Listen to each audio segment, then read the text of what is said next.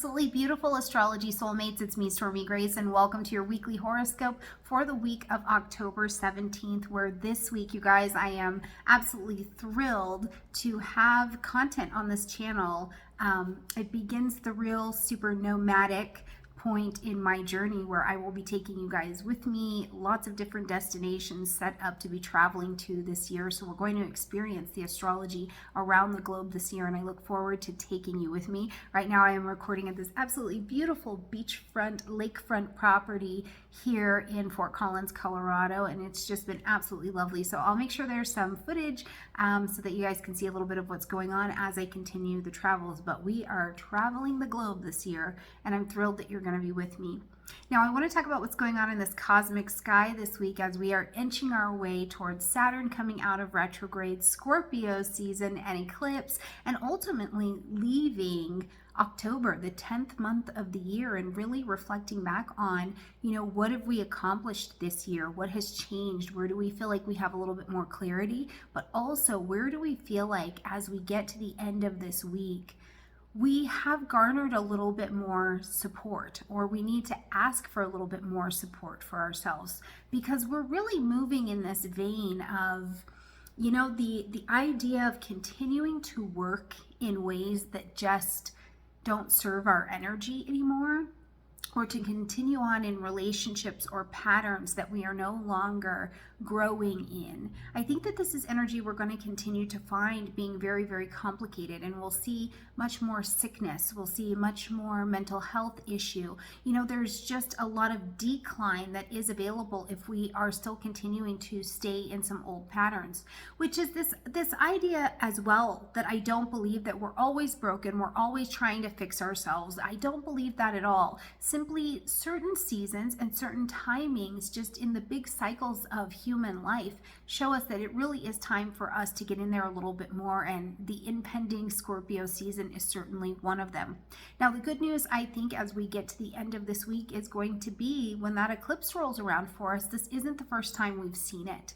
We have been looking at the Scorpio and Taurus axes all year. So we've really seen some themes and some ideas that are happening here. And I am hoping for you that as we approach this eclipse next week and the eclipse that we will also experience in November, you are welcoming in your changes. And I would love for you to, share with me in the description box, or in the comment section down below, what changes are you seeing people make around you? I'm watching a lot of other astrologers and content creators and just people who are working and being out in the world, at this point in the year saying, I don't want to do that this way anymore. I'd like to do it a different way. So let me know in the comment section down below, what are you spotting and seeing in your world or in your communities where people are doing things that are a bit more in alignment with their energy, and they're able to garner the support they're looking for, and it gives you the courage to do the same thing. Now, we have got a busy, busy, busy sky this week, so you're definitely going to watch these slides, or you're going to want to make sure you pick up a transit book. The Llewellyn book is absolutely fantastic if you track your own transits with your ephemeris. Fantastic as well. Whatever it is, this is a busy week, so let's get in here and make sure you get all of the dates, okay? Now, first of all, as we're coming into the week, from the 16th moving forward, we saw Mercury leave its post-retrograde shadow time. Now, Mercury is our planet of communications, of the mind, of anything we're trying to make decisions, perceptions that we have on things. Mercury brings new perception or new information, and I want you to keep that in mind as you continue on. It's not just during Mercury retrograde that Mercury is bringing new perspective. Mercury brings messages of new information, and sometimes the new information is just a new pair of glasses. You're seeing something differently, a different perspective than you could before. It's at the level of Jupiter that we take the message that's been given by Mercury and we build a philosophy around it. We make it bigger, deeper, our truths, things like that. But I want you to think about that. Now that Mercury, new perspective, is fully out of this retrograde time and moving forward, all of the interactions that we have are really laced with the possibility of applying a new set of glasses. And a part of that communication, decision making, contract signing, whatever it is we're doing to communicate or to learn, really will have a lot to do with talking about where we need support, talking about where you're passionate about things, as Mercury is going to prepare to move into the energy of Scorpio.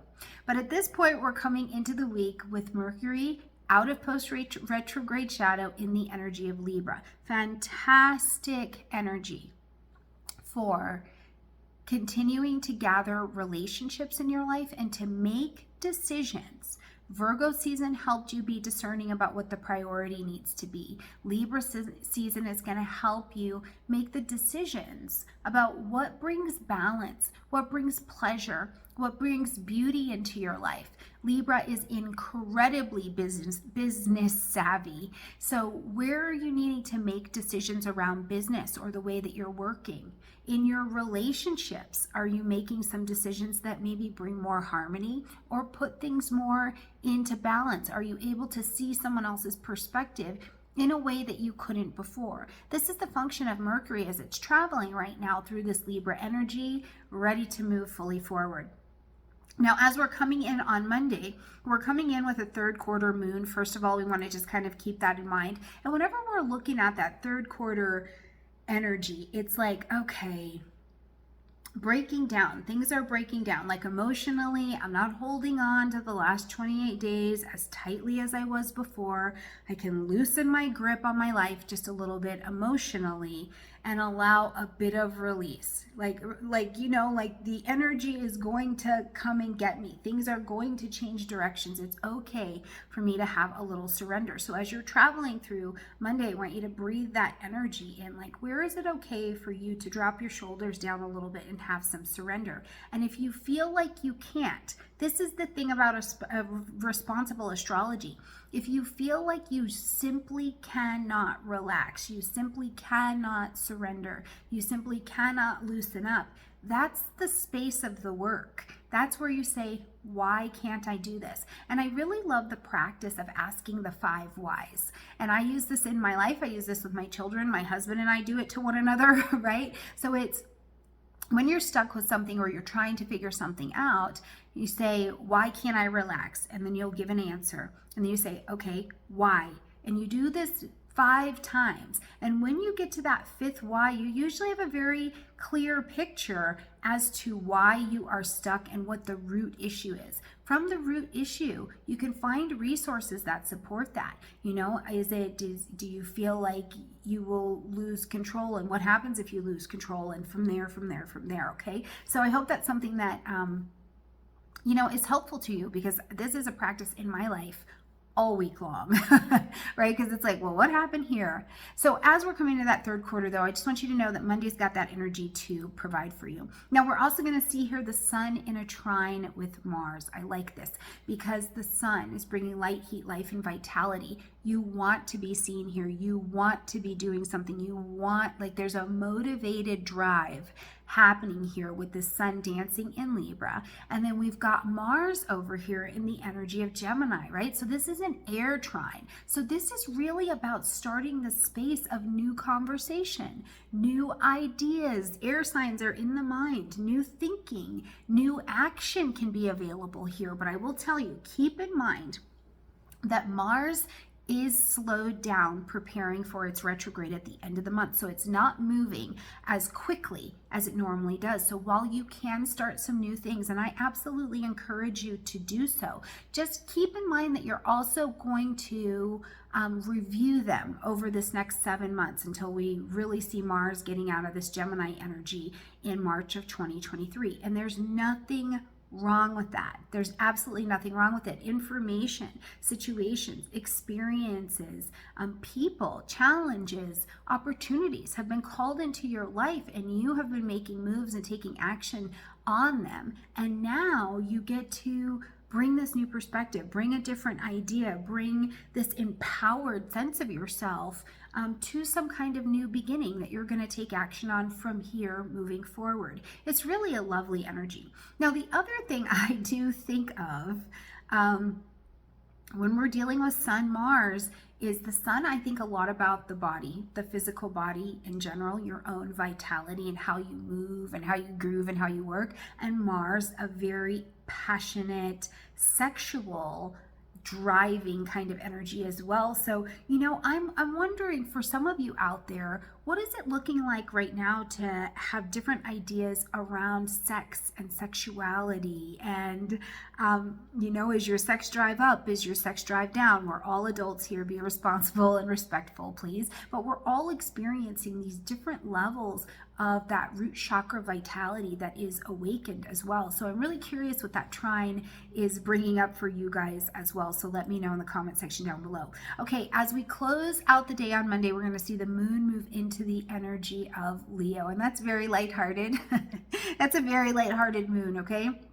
And so it's also this energy of play, of there's a little bit of drama, a little bit of grandiosity that is available for you here as well, and we love a little bit of that for you. But I think that it is a fantastic time to engage other people, have conversations, laugh at yourself, don't take yourself too seriously, right? And allow other people the space to do the same, but love on them, play with them, enjoy a good laugh and a good conversation. Whenever the zone of Leo comes on and comes into my world, there tends to be this vibration for me where I want to do something quite theatrical. And sometimes that just looks like I'm turning on my K-dramas and I'm really getting into that and the multiple dynamics that happen there.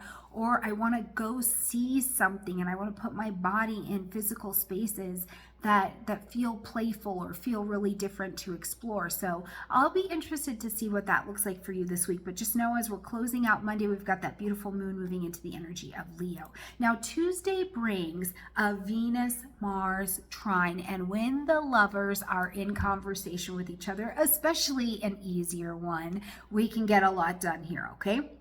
Now, first of all, I think that, if you've ever had a friend or had a partner in your life and you feel like even if they're upstairs and you're downstairs, there's this ease of access or ease of communication, and you feel almost empowered and strengthened by the bond of not having to be in the same room with one another and having this flow just kind of go. There's an active conversation happening, whether there's an active conversation happening or not, right? Now, one of the things that I think that this trine brings to the table is absolutely that energy. It's kind of this trust that things are going to work out, that I have this desire and I am attracting it in Venus, and it's easily in access to actions I want to take, or people who can bring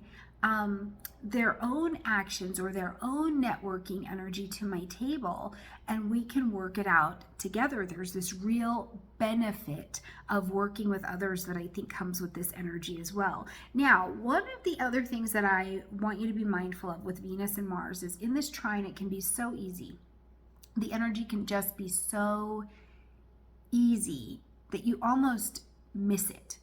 Right? You miss that it's accessible there. So this day, while all this goodness is on the table for you, be mindful of what you are saying yes to. And I just want you to have a pause and have a moment on this day and say, okay, is this really what I want? And does it really have to be this way for me to be happy? Or is there some kind of compromise that's actually available in here where I feel like the whole team can win, and it keeps this flow of conversation, of empowerment going? So those are things I would love for you to be thinking about as you travel on Tuesday, okay? We're in these last moments of Libra season, so there's a lot around teamwork makes the dream work to be said, okay? On Wednesday, we've got the sun here in a square to Pluto. Now, this can be tough. This can be a tense energy for sure, because the sun, your vitality, is squaring the planet of change, and Pluto has recently come out of retrograde, so it is holding kind of this no BS flag saying, no, that structure cannot be that way anymore. I have burnt that down. I have destructed it. I have killed something off in this area of your life, and it is not coming back in that way, right? It has to either be in a more empowered way, Or, you know, let's say that you lost a job or you lost a person or you lost something like that. Pluto is in this space over here where it's almost like holding the transformed space for the universe to reinsert the next thing that goes there, because the universe never leaves a hole. It just really never does that. So as the Sun and Pluto are squared against each other here, concepts this week of, you know, I always thought it was going to be this way, or I was getting my vitality out of this structure over here and now it's not here. These are things we really get to look at. You know, did I think when my significant other was here, that's what empowered me, that's what gave me vitality, that's what gave me my light, right? When my pets were here, when my job was here, right? And so that's kind of this question in the Sun over here of, where does this square push on you enough to realize that you've had to realign where you get your vitality from in order even just to survive, right? You know, we say sometimes you have to be connected to a flow that is greater than you if you're going to survive, but it has to be a flow that's constant and you can live by it. Money is a flow, right? People are a flow. You know, myself, what I think of myself is a flow, but can I consider those things to be constant and steady? And if those things aren't there anymore, can I still live and can I thrive under those conditions? So these are some questions, and I think that it's like a real breakthrough in our perspective becomes available under this energy, one of which being, where am I in relation? Where am I connected? Where is my alignment? Where do I think the power of my alignment is at? Is it steady enough for me to survive and continue to have my light, even if what I'm connected to shifts gears? The other question that I also think this brings home for me is that Sun Pluto is quite driven. It is an energy that says, I am willing to put my back into it, right? Like, I'm gonna keep going. This is not easy. And I think that this is a real vibration on our planet right now. You know, not everything's been easy peasy lemon squeezy throughout these last seasons, but there's this persistence of the human heart, especially when we surround ourselves with people speaking the language of the heart. You know, people speaking the language of don't stop, you're almost there, you know, of we're in it, not necessarily together, but on the human scale, we understand what it means to have to really dig in there in order to continue to move forward. So I really, you know, think that this is a really persevering energy that you can take on this day. So if you're starting a project, if you're working on something, if you're going within, whatever this looks like for you on that day, you've got that in your back pocket. Mercury, now moving forward, ready to go, ready to roll, is in an opposition here to Chiron later in the day. When Mercury and Chiron are pulling apart from one another, this is about you've got your thinking planet and your wound going in two different directions. And if we're not careful, the wound of the identity will tell us one thing and the mind will tell us the other, and they're getting further and further apart, right? Instead, where I think this is actually very good is that Mercury is back from a refresh and Chiron has been working on this identity piece for all of us for quite some time. So I'm hoping for you at this particular opposition, they're a little bit more ready to integrate. You are ready to pull them together. Let that outdated belief system go. It doesn't work. Maybe what you believed, who you believed you were, how it was going to be, what you actually need to be happy or successful, those old beliefs may actually be killing you. They may be killing you. They may be killing your family. They may be killing your spirit. They may be killing your money. So where is it that you can shed and or look at why you can't shed an old belief idea in order to move forward? And the integration of both Mercury and Chiron here makes it a little bit easier, because Chiron's like, we don't have to keep those beliefs anymore because we have outgrown this portion of the wound. We are a different identity at this time. We are evolving into what's next, but we don't need that anymore. So it kind of brings this nice place where the old stuff, the old cobwebs can kind of get blown out, okay? So if you struggle with this a little bit, one of the things I would ask you to look at, if you're like, nope, I'm current, I'm up to date, but you feel like you're struggling, you're having trouble in personal relationships, you feel like you can't make a living, you are like your emotions, you're just prey to your emotions, they're up and down, right? If some of these things feel like they're true in your inner life, that's the place to go to do a little bit of the work. Or if you are living your best life, come on out here and show us what it looks like when you live a life with different integrated belief systems that are current to where you are right now. Okay, at the end of the day, we're going to see Venus step into a square with Pluto. Okay, finances, romance, you can see some breakdowns here, right? Truly, if it's not been going well, or if, like we've experienced earlier in the day, you've had a limiting belief structure around your money, around your relationships, around your work, around your value system, around business, you've been a little disheartened, right? These two come squaring together and it can create the breakdown that is needed to get to where you need to go next. Now, the other thing I think of with Venus and Pluto together is this could be a day. Absolutely, you can build something long-term today.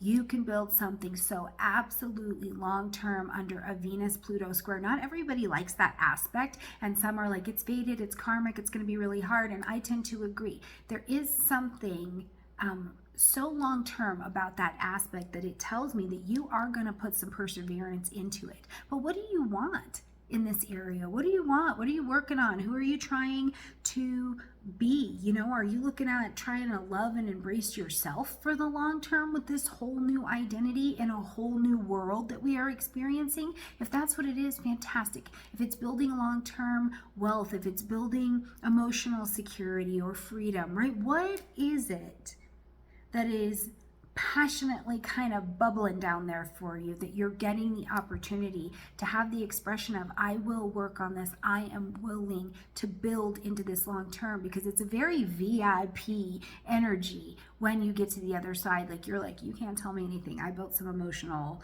wellness over here, thank you very much. Now if you do happen to be one of our friends out there who are working with clients who are very influential, whether that be whatever influence means in your realm, like they have big influence, big power, okay? This can also be a day too where you see yourself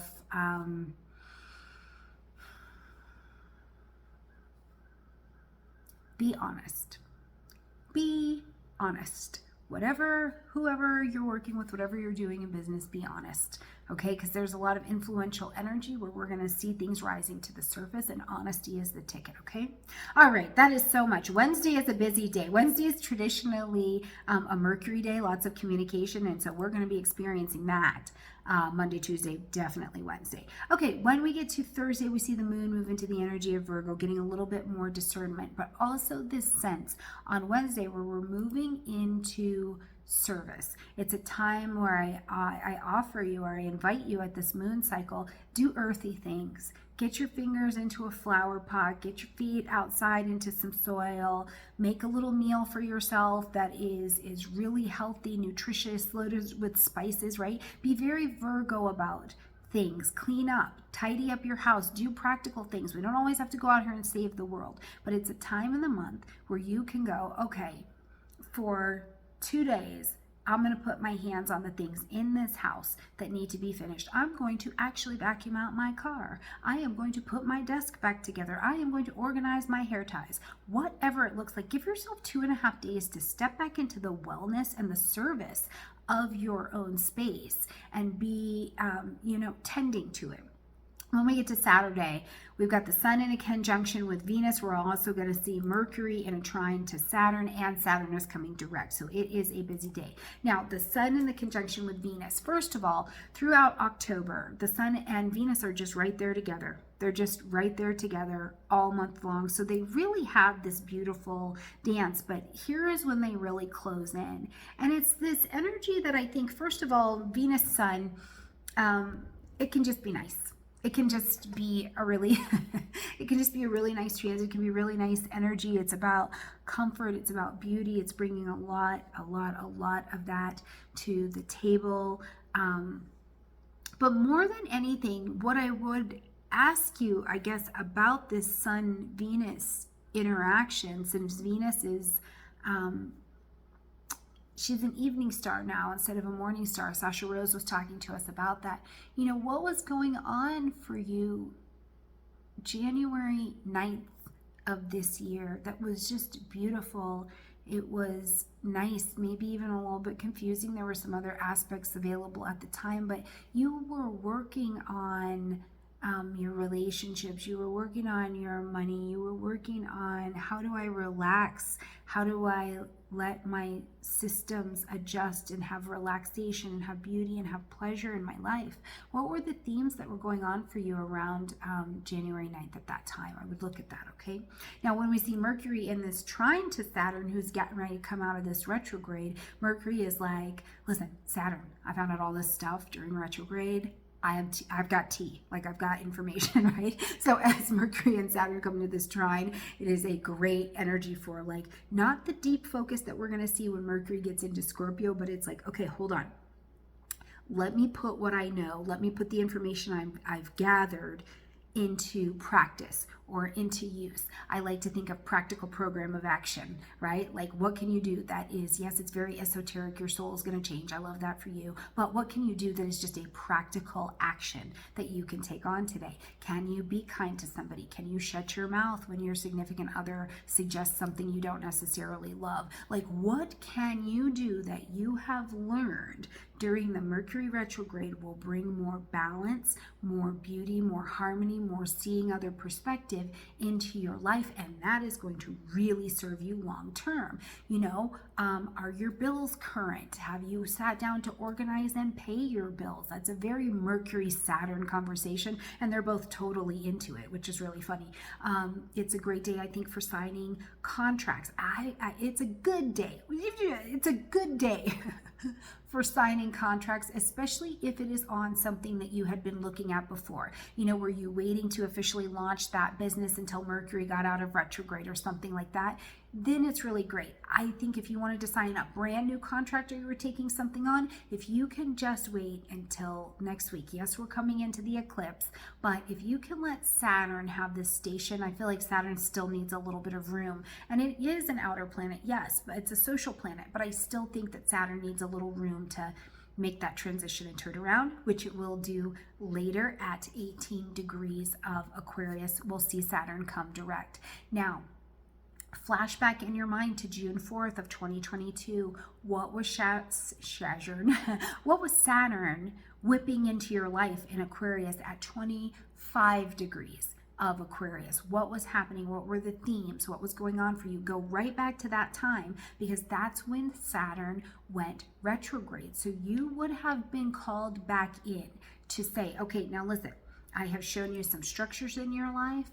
I have shown you some places we need to raise our maturity. And raising your maturity doesn't always mean self-doubt and pressure and it's not always like that. Sometimes these are the expressions of Saturn, but it's where did you need to step up? You stepped into your expertise. You know, at a karmic level, it was like you were taking your rising star out into the world or out into your life. You know, did you have children in your life who were moving from, you know, junior high to high school, and now their Saturn's coming out of retrograde and you're getting to see them start to shape themselves as their star has taken this rise. Now they're going to enter in their next lessons of maturity. And so where do those themes look like they resonate or they match in your life? Now, other things.